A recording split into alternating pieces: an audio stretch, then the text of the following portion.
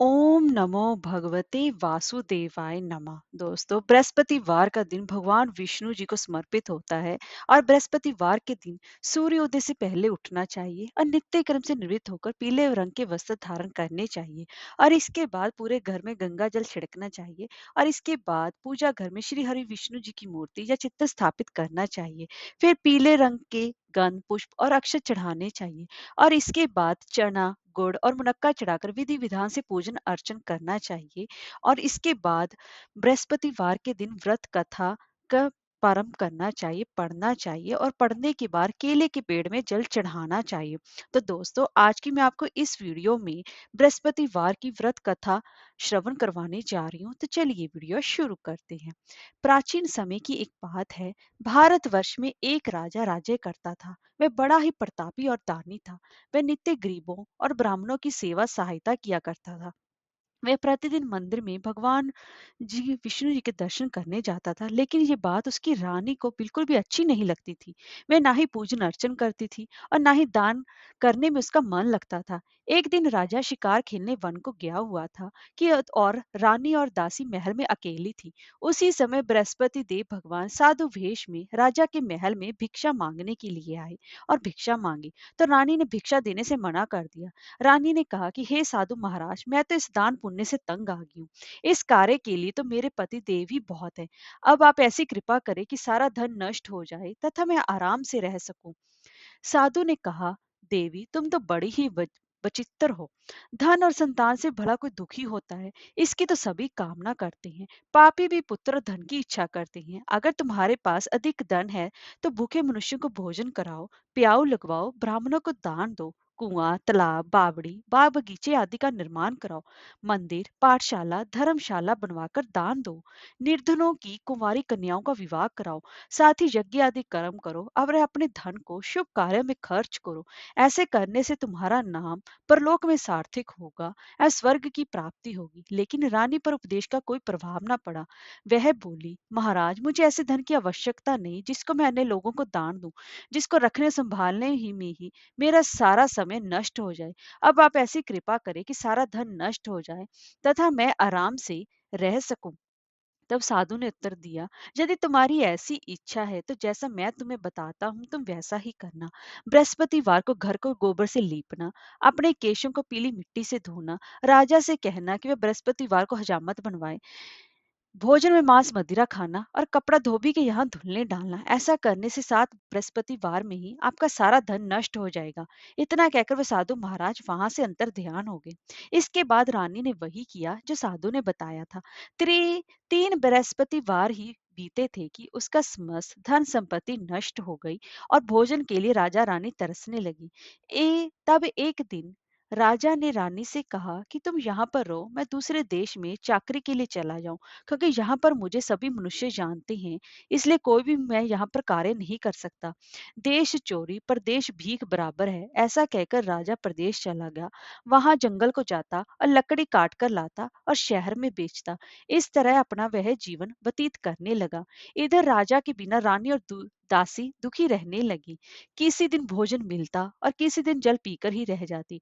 एक समय जब रानी और दासी को 7 दिन बिना भोजन के रहना पड़ा, तो रानी ने अपनी दासी से कहा, हे दासी, पास ही के नगर में मेरी बहन रहती है, वह बड़ी ही धनवान है, तो उसके पास जा और 5 सेर बेजर मांग कर ले आ, ताकि कुछ समय के लिए थोड़ा बहुत गुजर बसर हो जाए। दासी रानी की बहन के पास गई। उस दिन बृहस्पतिवार था। रानी का बहन रानी की बहन उस समय बृहस्पतिवार की कथा सुन रही थी। दासी ने रानी की बहन को अपनी रानी का संदेश दिया, लेकिन रानी की बहन ने कोई भी उत्तर नहीं दिया। जब दासी को रानी की बहन से कोई भी उत्तर नहीं मिला तो वह बहुत ही ज्यादा दुखी हुई और उसे क्रोध भी आया। दासी ने वापस आकर रानी को सारी बात बता दी। सुनकर रानी ने कहा कि दासी, इसमें उसका कोई दोष नहीं है। जब बुरे दिन आते हैं तब कोई सहारा नहीं, अच्छे बुरे का पता हमेशा विपत्ति में ही लगता है। जो ईश्वर की इच्छा होगी वही होगा। यह सब हमारे भाग्य का दोष है। यह सब कहकर रानी ने अपने भाग्य को कोसा। उधर रानी की बहन ने सोचा कि मेरी बहन की दासी आई थी, लेकिन मैं उससे नहीं बोली, इससे वह बहुत दुखी हुई होगी। कथा सुनकर और पूजन समाप्त कर वह अपनी बहन के घर गई और कहने लगी, हे बहन, मैं बृहस्पतिवार का व्रत कर रही थी। तुम्हारी दासी गई, लेकिन जब तक कथा होती है तब तक ना उठते हैं और ना ही बोलते हैं। इसलिए मैं नहीं बोली। कहो दासी क्यों गई थी? रानी बोली, बहन हमारे घर अनाज नहीं था। ऐसा कहते कहते रानी की आंखें भर आई। उसने दासियों समेत 7 दिन तक भूखा रहने की बात भी अपनी बहन को बता दी। इसलिए मैंने दासी को तुम्हारे पास 5 सेर बेजर लेने के लिए भेजा था। रानी की बहन बोली, बहन देखो, बृहस्पति देव सबकी मनोकामना पूर्ण करते हैं। देखो शायद तुम्हारे घर में अनाज रखा हो। पहले तो रानी को विश्वास नहीं हुआ, परंतु बहन के आग्रह करने पर उसने दासी को अंदर भेजा। दासी घर के अंदर गई तो वहां पर उसे एक घड़ा बेजर से भरा मिल गया। उसे बड़ी हैरानी हुई। उसने बाहर आकर रानी को बताया। दासी रानी से कहने लगी, हे रानी, जब हमको भोजन नहीं मिलता तो हम व्रत ही तो करते हैं। इसलिए क्यों ना इनसे व्रत और कथा की विधि पूछ ली जाए। हम भी व्रत किया करेंगे। दासी के कहने पर रानी ने अपनी बहन से बृहस्पति व्रत के बारे में पूछा। उसकी बहन ने बताया, बृहस्पतिवार के व्रत में चने की दाल, गुड़ और मुनक्का से विष्णु भगवान का केले के वृक्ष की जड़ में पूजन करें तथा दीपक जलाएं और कथा सुने। उस दिन एक ही समय भोजन करें और भोजन में पीले पदार्थ का सेवन जरूर करें। इससे गुरु भगवान अत्यंत ही प्रसन्न होते हैं, अन्न, पुत्र और धन का वरदान देते हैं। साथ ही सभी मनोकामनाएं भी पूर्ण करते हैं। व्रत और पूजन की विधि बताकर रानी की बहन अपने घर लौट आई। रानी और दासी दोनों निश्चय किया कि बृहस्पति देव भगवान का पूजन जरूर करेंगे। 7 रोज बाद जब बृहस्पतिवार आया तो उन्होंने व्रत रखा। घुड़साल में जाकर चना और गुड़ बीन लाई तथा उसकी दाल से केले की जड़ तथा विष्णु भगवान का पूजन अर्चन किया। अब पीला भोजन कहाँ से आए? दोनों बड़ी दुखी हुई, परंतु उन्होंने व्रत किया था, इसलिए बृहस्पति देव भगवान अत्यंत ही प्रसन्न थे। एक साधारण व्यक्ति के रूप में वे 2 थालों में पीला भोजन लेकर आए और दासी को देकर बोले, हे दासी, ये भोजन तुम्हारे और तुम्हारी रानी के लिए है। इसे तुम दोनों ग्रहण करना। दासी भोजन पाकर बहुत प्रसन्न हुई। उसने रानी से कहा, चलो रानी जी भोजन कर लो। परंतु रानी को भोजन आने के बारे में कुछ भी पता नहीं था, इसलिए उसने कहा, जा तू ही भोजन कर ले, क्योंकि तू व्यर्थ में हमारी हंसी उड़ाती है। तब दासी ने कहा, एक व्यक्ति भोजन दे गया है। तब रानी ने कहा, वह व्यक्ति तेरे लिए ही भोजन दे गया है, तू ही भोजन कर। तब दासी ने कहा कि वह व्यक्ति हम दोनों के लिए 2 थालों में सुंदर पीला भोजन दे गया है, इसलिए मैं और आप दोनों ही साथ साथ भोजन करेंगे। यह सुनकर रानी बहुत प्रसन्न हुई और दोनों ने गुरु भगवान को नमस्कार कर भोजन किया।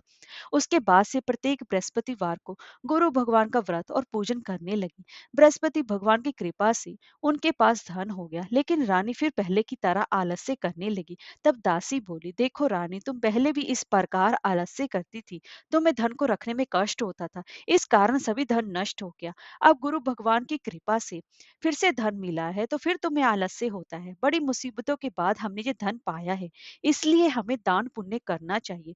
अब तुम भूखे मनुष्यों को भोजन कराओ, प्याऊ लगवाओ, ब्राह्मणों को दान दो, कुआं, तालाब, बावड़ी और बाग बगीचे आदि का निर्माण कराओ, मंदिर, पाठशाला और धर्मशाला बनवाकर दान दो, निर्धनों की कुंवारी कन्याओं का विवाह करवाओ, साथ ही यज्ञ आदि कर्म भी करो और अपने धन को शुभ कार्यों में खर्च करो, जिससे कि तुम्हारे कुल का यश बढ़े और स्वर्ग की प्राप्ति हो और पितर प्रसन्न हो।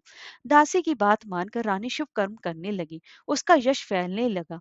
एक दिन रानी और दासी आपस में विचार करने लगी कि ना जाने राजा किस दशा में होंगे। उनकी कोई खोज खबर भी नहीं है। उन्होंने श्रद्धा पूर्वक बृहस्पति भगवान से प्रार्थना की कि राजा जहाँ कहीं भी हो वह शीघ्र ही वापस आ जाए। उसी रात्रि को बृहस्पति देव ने राजा को स्वप्न में कहा कि राजा उठ, तेरी रानी तुझको याद करती है, अपने देश को लौट जा। राजा प्रातःकाल उठा और जंगल से लकड़ी काटने के लिए जंगल की ओर चल पड़ा। जंगल से गुजरते हुए विचार करने लगा कि रानी की गलती से कि उसे कितने दुख भोगने पड़े। राजपाट छोड़कर जंगल में आकर में रहना पड़ा। जंगल से लकड़ी काटकर शहर में बेचकर गुजारा करना पड़ा और अपनी दशा को याद करके वह व्याकुल होने लगा। उसी समय राजा के पास बृहस्पति देव साधु के वेश में आकर बोले, हे लकड़हारे, तुम इस सुनसान जंगल में किस चिंता में बैठे हो, मुझे बतलाओ। यह सुनकर राजा के नेत्रों में जल भर आया। साधु की वंदना कर राजा ने अपनी संपूर्ण कहानी सुना दी। महात्मा दयालु होते हैं तो वे राजा से बोले, हे राजा, तुम्हारी पत्नी ने बृहस्पति देव के प्रति अपराध किया था, जिसके कारण तुम्हारी ये दशा हुई है। अब तुम चिंता मत करो, भगवान तुम्हें पहले से अधिक धन देंगे।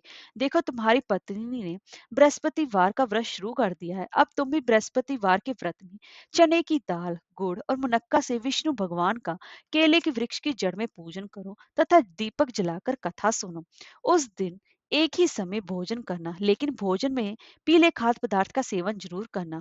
भगवान तुम्हारी सब मनोकामनाओं को पूर्ण करेंगे। साधु की बात सुनकर राजा बोला, हे प्रभु, लकड़ी बेचकर तो इतना पैसा भी नहीं बचता जिससे कि भोजन के उपरांत मैं कुछ बचा सकूं। मैंने रात्रि में अपनी रानी को व्याकुल देखा है। मेरे पास कोई साधन नहीं जिससे कि उसका समाचार मैं जान सकूं। फिर मैं कौन सी कहानी कहूं, ये भी तो मुझे को मालूम नहीं है। साधु ने कहा कि हे राजा, मन में बृहस्पति भगवान के पूजन व्रत का निश्चय करो। वे स्वयं तुम्हारे लिए कोई राह बना देंगे। बृहस्पतिवार के दिन तुम रोजाना की तरह लकड़ियां लेकर शहर में जाना। तुम्हें रोज से दुगना धन मिलेगा, जिससे तुम भली भांति भोजन कर लोगे तथा बृहस्पति देव की पूजा का सामान भी आ जाएगा। राजा ने ऐसा ही किया और उसको मनोवांछित फल की प्राप्ति होगी। इस प्रकार जो भी ये कथा पढ़ता या सुनता है, उसके सभी मनोरथ पूरे होते हैं।